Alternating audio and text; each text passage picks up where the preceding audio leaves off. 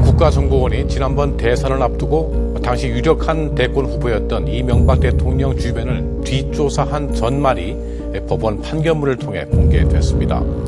가족과 친인척, 사돈의 팔촌까지 샅샅이 뒤졌습니다.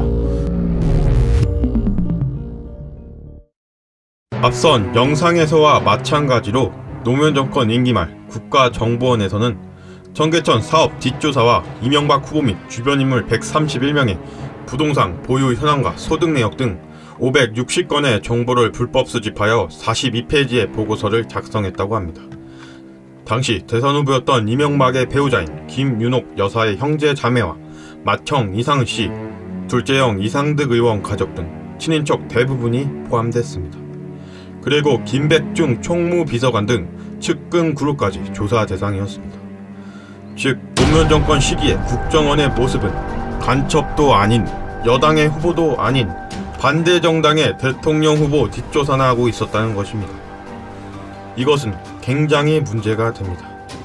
국민이 직접 선거하는 민주주의에 꽂힌 아주 중대한 대통령 선거에 대해서 노무현 정권의 국정원이 개입했다고 볼 수밖에 없습니다.